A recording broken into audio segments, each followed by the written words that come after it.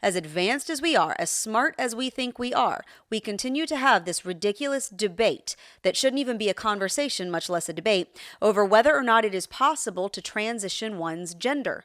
It is not, in fact. That is a simple scientific and biological fact. It doesn't really matter much how you feel about it. Or whether allowing boys to compete in girls' sports or allowing men to dominate women's sports is ethical. It's not. That is a simple biological and scientific fact, and it also doesn't matter how you feel about that.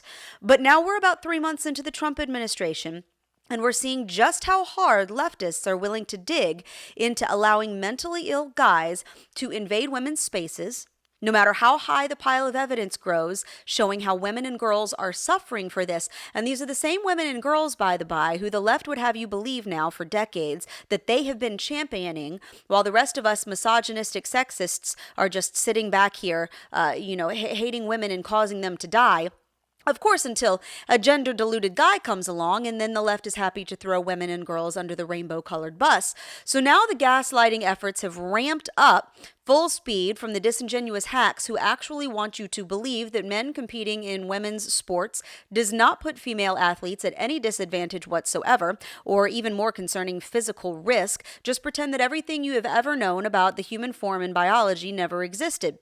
Enter John Oliver, who is a late-night comedy host, who, frankly, his lack of funniness is made up for only by his copious amounts of idiocy.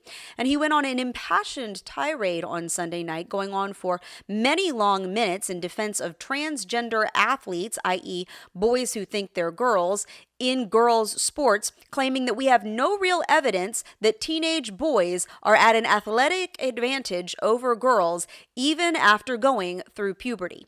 Make no mistake, this is an intentional gaslighting lie. John Oliver already knows this. To say that you don't know for sure if teenage boys have a physical advantage over teenage girls is like saying you're not sure if water is wet or if birds can fly.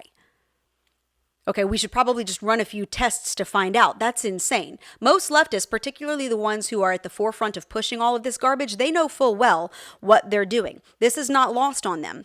They know that pushing this gender identity crap by necessity means that we are going to make it unfair for women to compete in sports.